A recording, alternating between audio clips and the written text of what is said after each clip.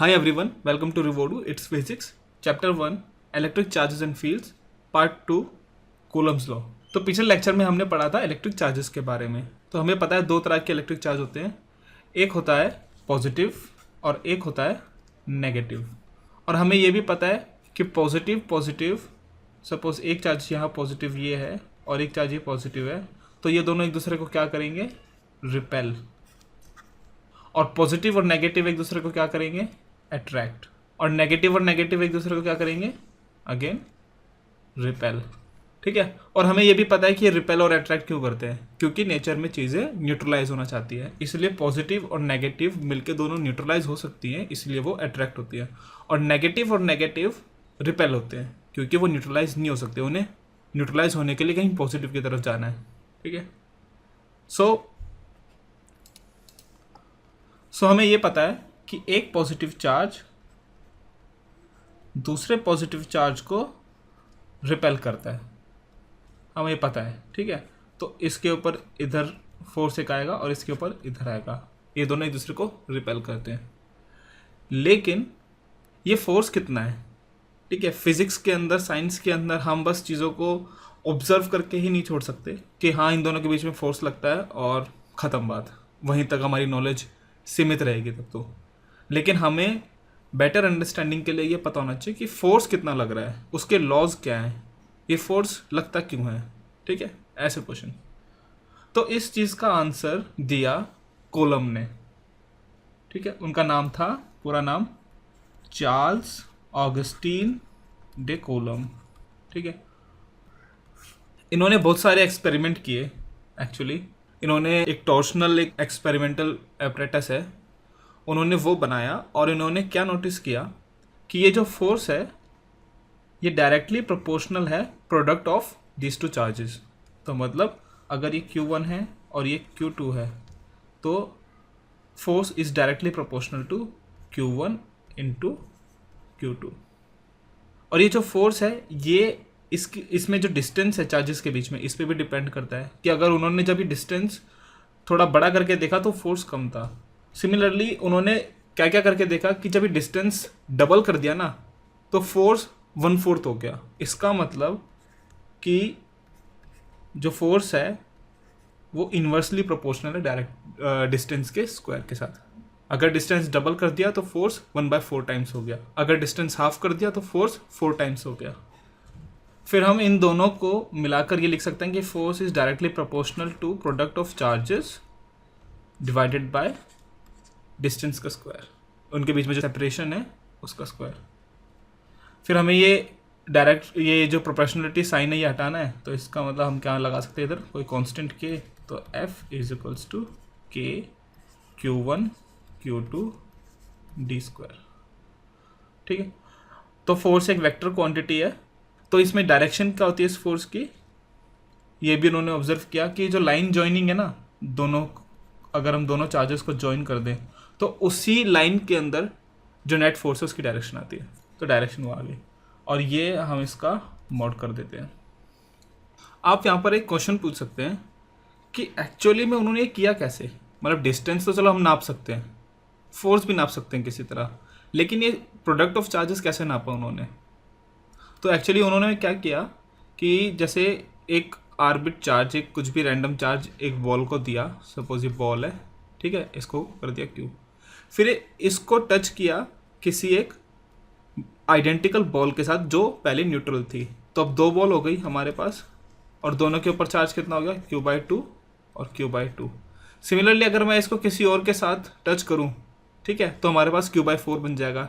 तो इस तरीके से उन्होंने वो काफ़ी सारे चार्जेस इस तरह से बना दिए, Q/2 Q/4 Q/8 Q/16, है ना। और ये हाफ हो गए क्योंकि सिमेट्रिक है दोनों बॉल्स, तो चार्ज दोनों पे हाफ हाफ हो जाएगा।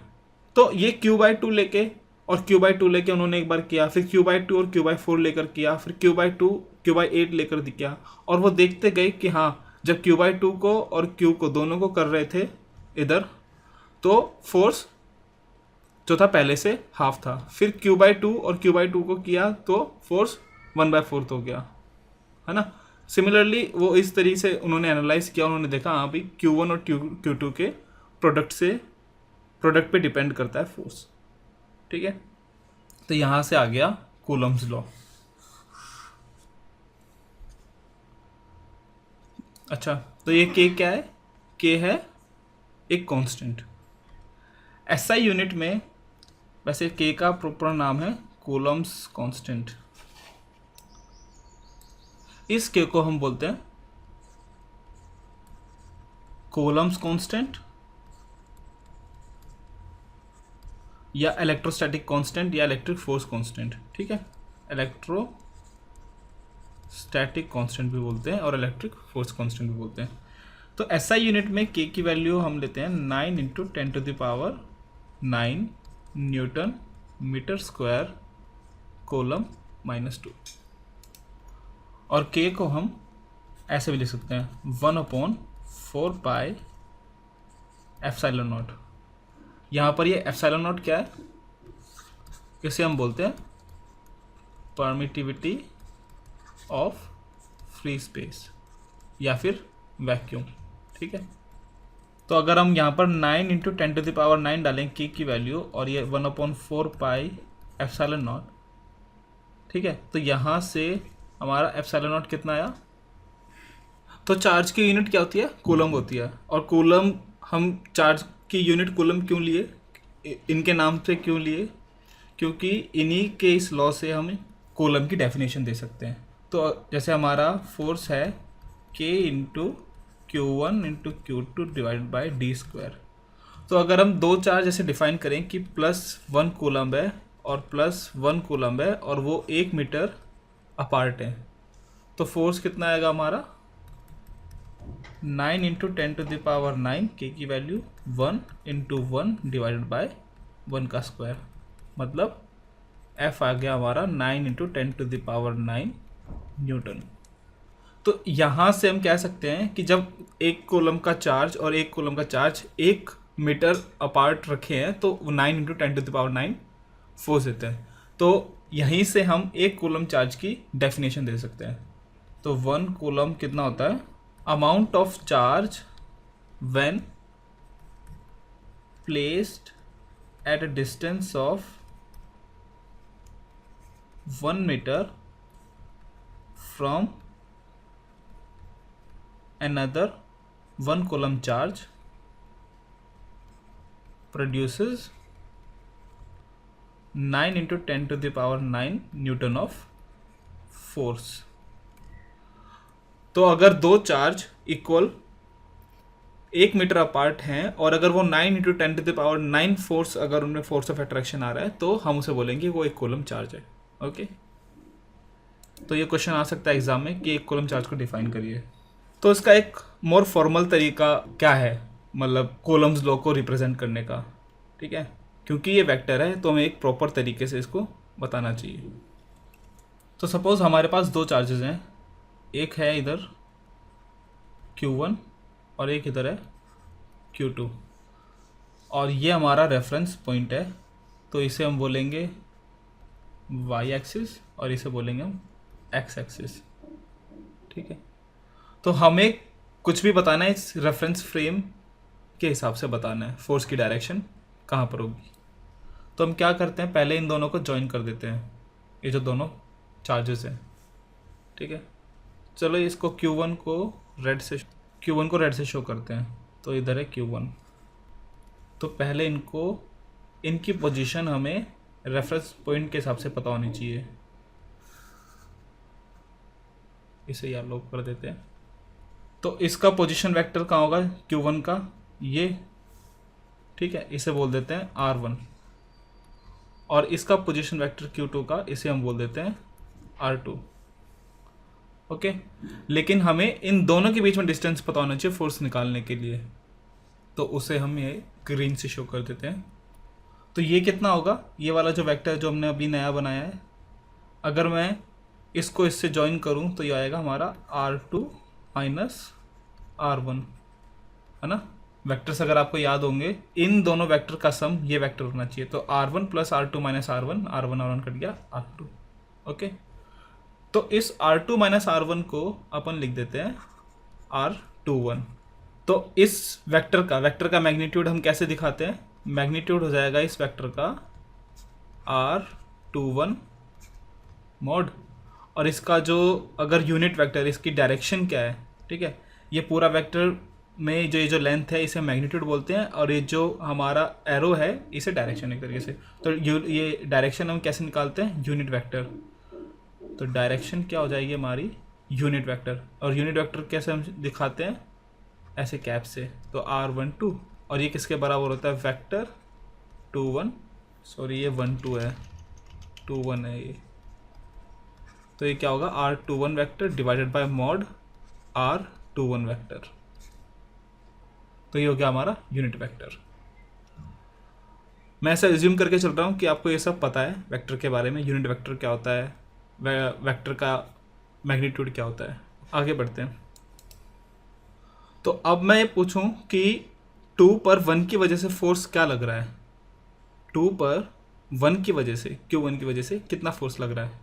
तो इसे हम लिखेंगे F2 पर 1 की वजह से, F21 कितना लग रहा है, K Q1 into Q2 divided bye, हमें यहाँ पर ये इनके बीच में डिस्टेंस कितना है, ये मॉड मैग्नीट्यूड, तो मॉड R21 का स्क्वायर।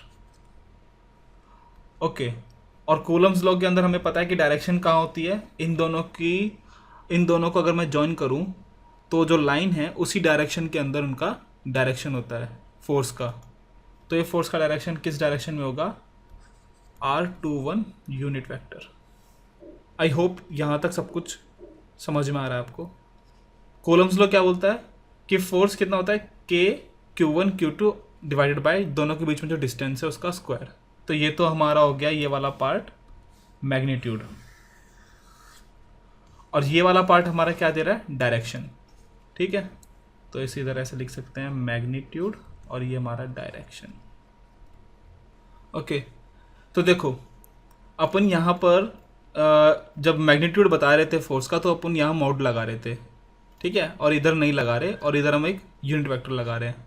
क्यों, क्योंकि देखो अगर हम इस तरीके से लिखेंगे ना कि Q1 इंटू Q2 और इंटू यूनिट वेक्टर, तो हमें ये नहीं देखना कि पॉजिटिव है चार्ज है नेगेटिव है और फिर कहाँ पर आएगा, ये सब कुछ अपने हिसाब से ले लेगा।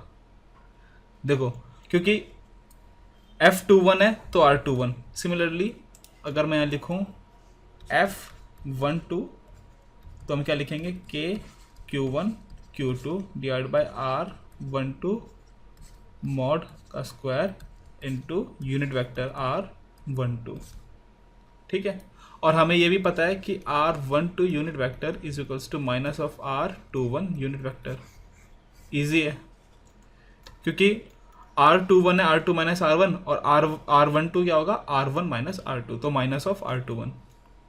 तो हमारा force on Q2 because of 1 is equals to होता है K Q1 Q2 divide bye R21, मतलब उस वेक्टर का मॉड्यूलस या फिर मैग्नीट्यूड उसका स्क्वायर इनटू डायरेक्शन।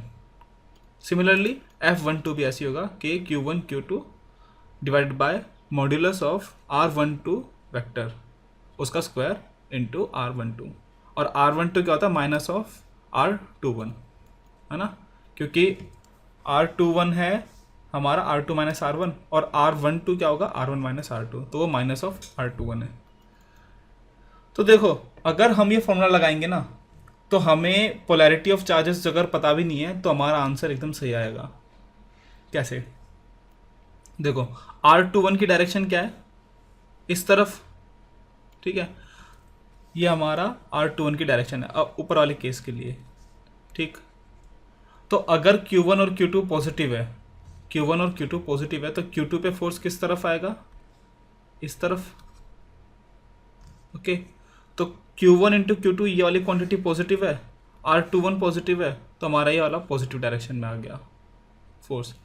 सपोज अब नेगेटिव है, एक चार्ज नेगेटिव है, ये Q2 नेगेटिव है, तो Q1 इंटू Q2 क्या हो गया, negative product, positive into negative, negative आएगा, तो माइनस ऑफ R21, तो R21 की हमारी डायरेक्शन इधर है तो फोर्स की डायरेक्शन किधर आ जाएगी, इसके अपोजिट। तो अगर दोनों पॉजिटिव हैं तो ये डायरेक्शन, और अगर दोनों एक पॉजिटिव और एक नेगेटिव है तो ये डायरेक्शन। समझ में आया? दोबारा बताता हूँ। R21 की जो डायरेक्शन है वो है ऐसे। अगर हम इस चीज़ को किसी पॉजिटिव नंबर से मल्टीप्लाई करेंगे तो ये डायरेक्शन आएगी, और किसी नेगेटिव नंबर से मल्टीप्लाई करेंगे तो ये डायरेक्शन आएगी। तो अगर Q1 इंटू Q2 अगर पॉजिटिव है तो ये डायरेक्शन, और Q1 इंटू Q2 अगर नेगेटिव है तो ये डायरेक्शन। सिमिलरली जब F12 का निकालेंगे तो Q1 देखो R12 की डायरेक्शन कहाँ आएगी? इसके अपोजिट।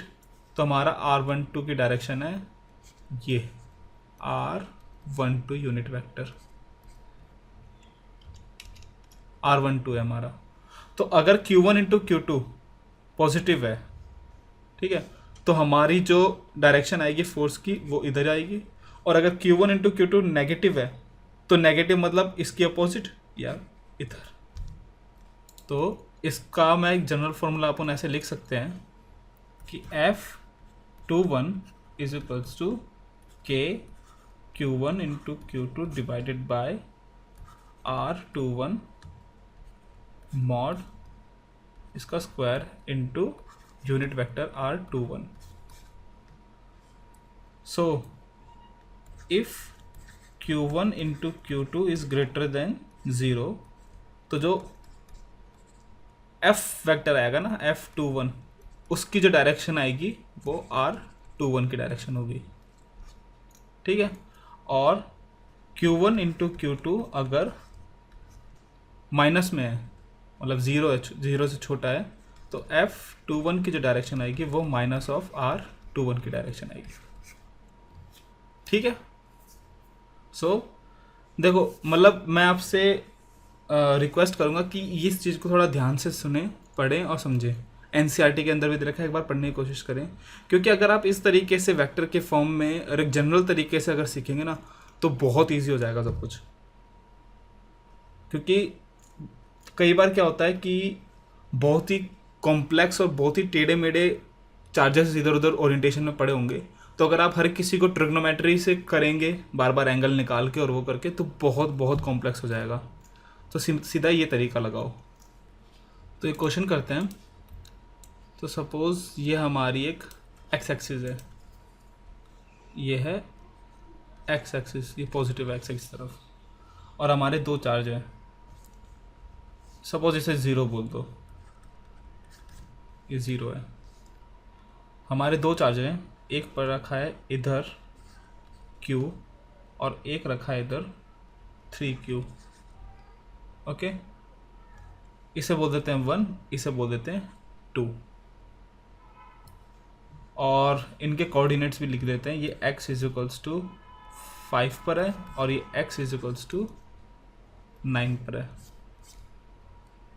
तो देखो, अब इस क्वेश्चन को अब अपन से पूछा जा रहा है कि 2 के ऊपर 1 की वजह से जो फोर्स लग रहा है वो निकालो, और 1 के ऊपर जो 2 की वजह से लग रहा है वो निकालो। इन अदर वर्ड्स हमसे पूछा जा रहा है कि F12 क्या है और F21 क्या है, ठीक है। तो पहला तरीका क्या है, देखो अपन जो अभी पढ़े इस हिसाब से करते हैं। हमारा R1 कितना है, पोजीशन वेक्टर, तो इसे हम 5i कैप लिखेंगे। R2 कितना है, इसे हम 9i कैप लिखेंगे। बिल्कुल सही है, ओरिजिन से देखेंगे ना। तो R21 क्या होगा हमारा, R21 R2 minus R1 4i cap, और R12 क्या होगा, R1 माइनस R2 मतलब minus 4i cap. Step by step. Mod R21 कितना आएगा हमारा 4, क्योंकि एक ही चीज़ है, और मोड R12 क्या आएगा हमारा 4, ठीक है। हमारा यूनिट वेक्टर R21 कितना आएगा 4i cap divide by 4, 4i divide by 4 i आ गया।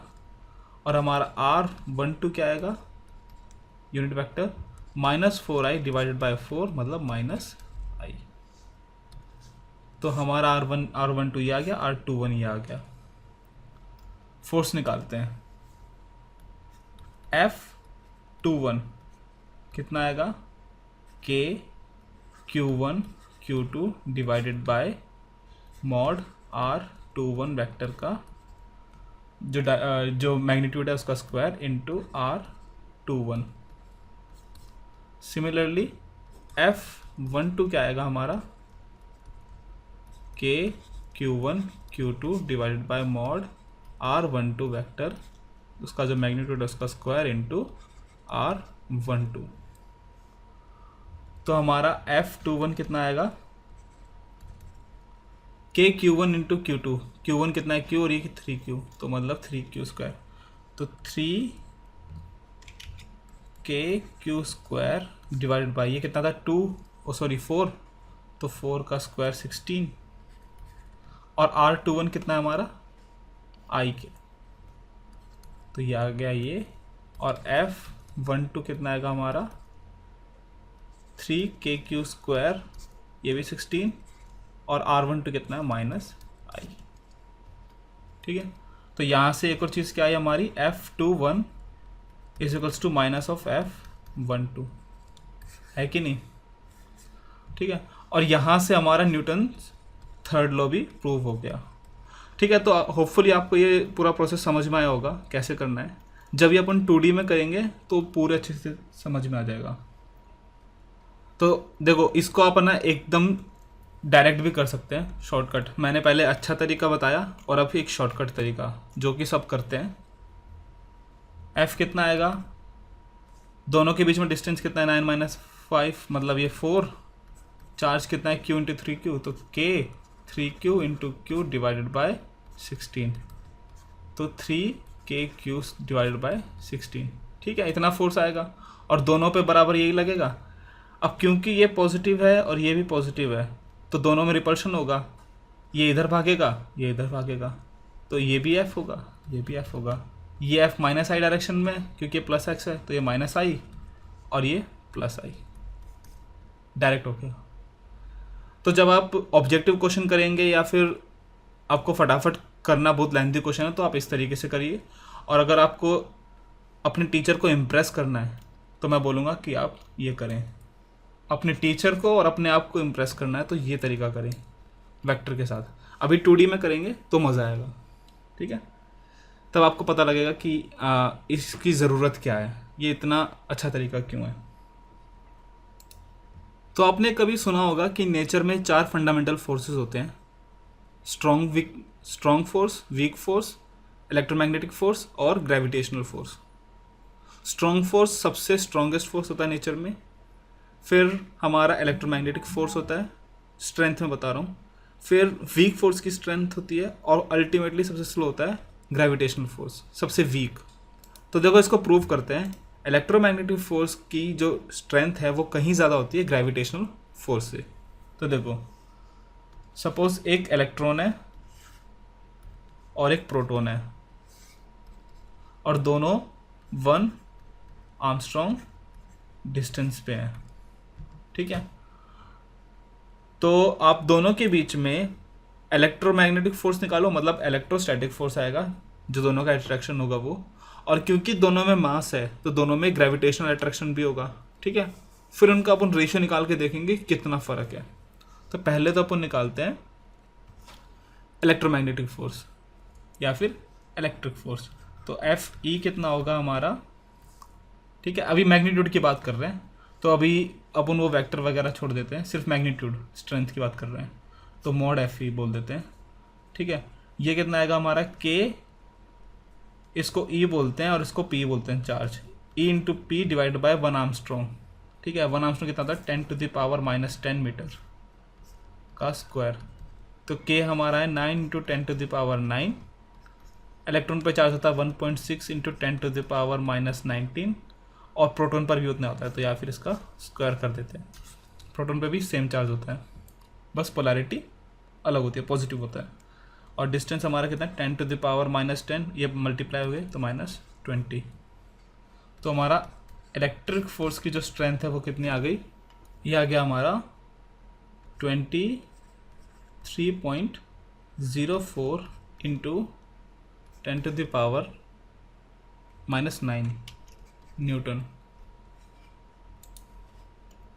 अब ग्रेविटेशनल फोर्स निकालते हैं। तो हमें पता है मास ऑफ इलेक्ट्रॉन कितना होता है, मास ऑफ इलेक्ट्रॉन होता है 9.1 इंटू 10⁻⁻31 किलोग्राम, और मास ऑफ प्रोटॉन होता है MP जिसे बोल देते हैं हम, वो है 1.67 इंटू 10⁻⁻27 किलोग्राम। तो F ग्रेविटेशनल कितना आएगा हमारा, Fg जिसे हम बोल सकते हैं, ये आएगा हमारा G into M electron into M proton divided by distance, दोनों सेम है, 10⁻10 का स्क्वायर। G की वैल्यू कितनी होती है 6.67 इंटू 10⁻11, और इन दोनों का प्रोडक्ट तो ME into MP divided by 10⁻20 कितना आएगा ये 6.67 इंटू 10⁻11, मास ऑफ इलेक्ट्रॉन हो गया 9.1 इंटू 10⁻31, मास ऑफ प्रोटॉन हो गया 1.67 इंटू 10⁻27 डिवाइडेड बाय 10⁻20। कितना आएगा ये, तो ये आएगा 101.86 इंटू 10⁻49, या फिर इसे हम लिख सकते हैं 1.01 इंटू 10⁻02 इंटू 10⁻47 न्यूटन। तो देखो इसमें है, इसका ऑर्डर ऑफ मैग्नीट्यूड कितना है -47, और इसका ऑर्डर ऑफ मैग्नीट्यूड कितना आएगा, अगर हम इधर 3 को ले जाएं तो अगर हम इसे लिखें 2.304 इंटू 10⁻8 न्यूटन। तो देखो ये -8 है और ये -47 है, कितना ज़्यादा फ़र्क है। इसको हम ऐसे दिखाते हैं कि F electric divide by F gravity कितना आएगा, कितने गुना बढ़ा है। तो देखो हमारा F इलेक्ट्रिक कितना है 2.304 इंटू 10⁻8 डिवाइडेड बाय 1.02 इंटू 10⁻47, ये हमारा आएगा, ये आएगा हमारा 2.26 इंटू 10⁻39 सॉरी +39। तो देखो F इलेक्ट्रिक 10⁻39 टाइम्स बड़ा है F ऑफ ग्रेविटी, लगभग, मतलब उसको बल्कि उससे भी ज़्यादा है, इसका डबल है लगभग, ठीक है। तो देखो कितना फ़र्क है, और इसका एग्जाम्पल है ना, पता है, देखो मैं बताता हूँ। आप टेबल से एक बुक उठा रहे हो, ठीक है, तो देखो टेबल से बुक उठा रहे हो, आपके शरीर में कितनी जान है, आप एक पतले से इंसान हो, आप टेबल पे से एक बुक उठा रहे हो, उस बुक को जिसको पूरा अर्थ कितना बड़ा है वो खींच रहा है अपनी तरफ, और स्टिल तुमने इतने पूरे अर्थ की पावर को ओवरकम कर लिया अपने छोटे से हाथों से। तो ग्रेविटी का जो फोर्स है वो बहुत बहुत ज़्यादा वीक है इलेक्ट्रिक फोर्स से। इलेक्ट्रिक फोर्स का एग्जांपल, आप ज़मीन पे खड़े हो, क्यों खड़े हो, उस पे जो आपका मान लो जो आप पेवमेंट पे खड़े हो, तो उसके जो इलेक्ट्रॉन्स हैं ना, और वो आपके जूते के जो इलेक्ट्रॉन्स हैं, इनको रिपेल कर रहे हैं, ठीक है, ये रिपेल कर रहे हैं। तो इतने से इलेक्ट्रॉन का रिपल्शन, आपके जूते और वो पेवमेंट का जो रिपल्शन है वो इतना ज़्यादा है कि उसने ओवरकम कर लिया पूरे अर्थ के पुल को, पूरा अर्थ का पुल। तो इसलिए बोलते हैं कि जो इलेक्ट्रोमैग्नेटिक फोर्स है वो काफ़ी ज़्यादा स्ट्रॉन्ग है ग्रेविटेशनल फोर्स से। तो चलो ये तो हो गई ग्रेव फोर्सेस की बात, आगे क्वेश्चन करते हैं। अच्छा, जैसे मैं कह रहा था कि इस चीज़ का एप्रिसिएशन, ये जो तरीका है हमारा वेक्टर के फॉर्म में, इसका एप्रिसिएशन तभी आएगा जब हम एक 2D के अंदर क्वेश्चन करें। तो देखो एक क्वेश्चन करते हैं। तो देखो हमें क्वेश्चन क्या दिया गया है कि हमारे पास 2 पॉइंट हैं, एक है ये, इसका कोऑर्डिनेट है 2 4, और एक कोऑर्डिनेट है हमारा 8 12। ठीक है, हमारे पास ये दो चार्जेस हैं, ये है A और ये है B। तो हमें बताना है कि B पर A की वजह से कितना फोर्स लगेगा किस डायरेक्शन में, और A पर B की वजह से कितना फोर्स लगेगा किस डायरेक्शन में।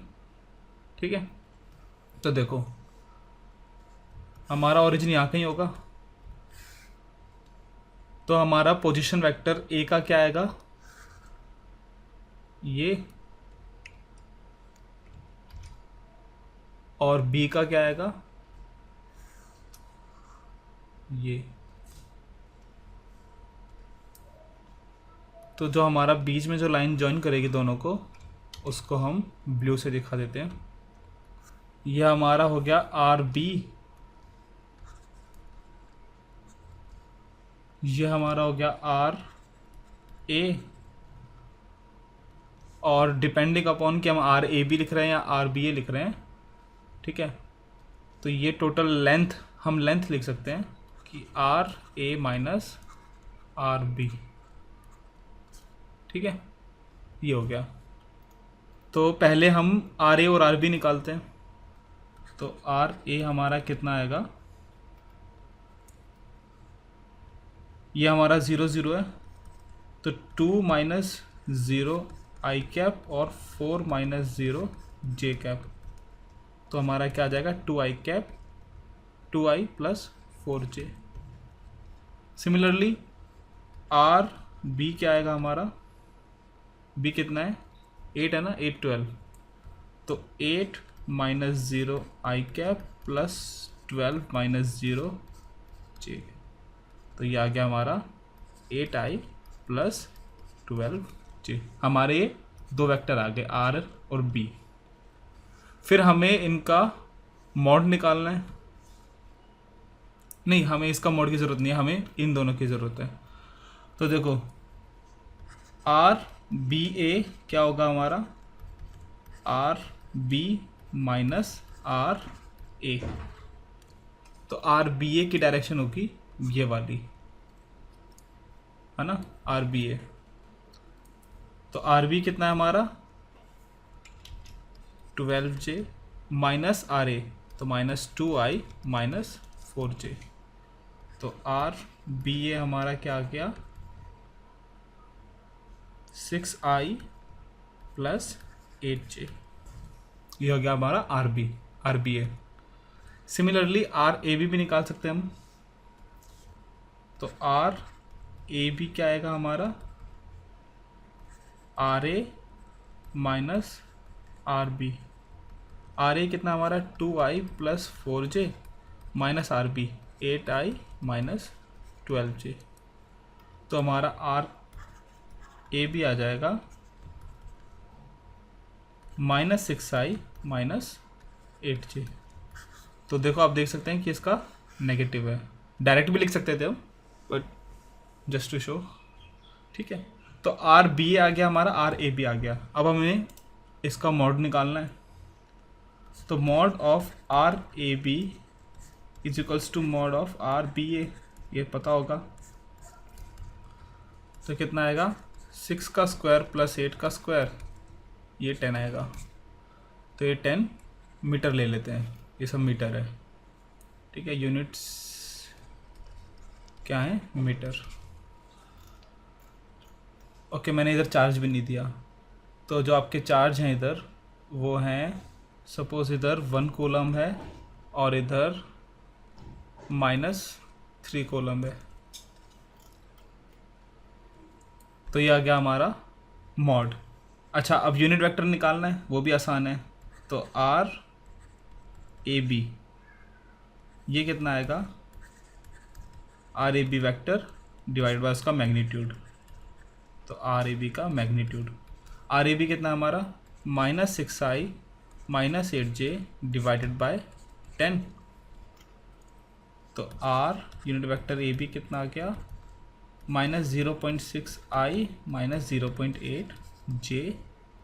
और आर बी ए क्या आएगा यूनिट वेक्टर, इसका अपोजिट साइन के अंदर, बाकी सब सेम। तो 0.6 आई प्लस 0.8 जे। ओके, तो हमारे पास ये सब चीज़ें आ गई। तो हमारा पहला है force on B because of A, क्या आएगा, K Q A into Q B divided by R B A, इसका मैग्नीट्यूड इंटू स्क्वायर और इसका unit vector R B A का। के कितना है हमारा 9 इंटू 10⁻⁹, Q1 1 कूलम, ये आ गया -3, ये 10 का स्क्वायर और 0.6 I प्लस 0.8 J। तो हमारा फाइनल आंसर क्या आएगा, FBA आ गया -27 divided by 100 into 10⁻⁹, 0.6 I plus 0.8 J। इसको रीअरेंज कर देते हैं ढंग से। FBA क्या आएगा हमारा, FBA आएगा हमारा -16.2 I minus 21.6 J into 10⁹ Newton. तो इसके अंदर हमारा पूरा प्रॉपर फॉर्म में, वेक्टर फॉर्म में हमारा फोर्स आ गया। ठीक है, सिमिलरली FAB क्या आएगा हमारा, FAB होगा हमारा 9 इंटू 10⁹, फिर वही 1 coulomb into -3 coulomb divided by वही 10 का स्क्वायर इंटू, ये हमारा -0.6 I था और -0.8 J था। तो सेम आंसर आएगा, बस साइन अपोजिट। तो FAB क्या आएगा हमारा 16.2 I plus 21.6 J into 10⁹ Newton. अब देखो इसमें खूबसूरती क्या है इस मेथड के अंदर, देखो हमें ये तो किसी भी हालत में निकालना पड़ता, ठीक है, ये तो हमें जो ये 10 आया हमारा ए और बी के बीच में डिस्टेंस, ये हमें ये मतलब यहाँ से लेके ये जो स्टेप है इतना, ये तो हमें करना ही पड़ता यहाँ तक, ठीक है। और उसके बाद फिर आप यहाँ पर मैग्नीट्यूड तो आराम से निकाल लेते कि Q1 into Q2 divide by 10 का स्क्वायर, ये मैग्नीट्यूड आया था फोर्स का।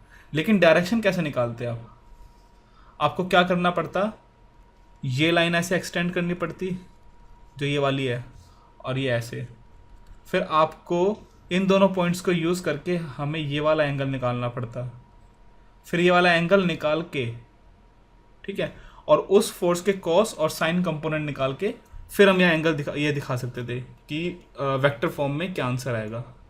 लेकिन अभी हमें वो ना तो ये एंगल निकालने की ज़रूरत, ना कॉस और साइन निकालने की ज़रूरत।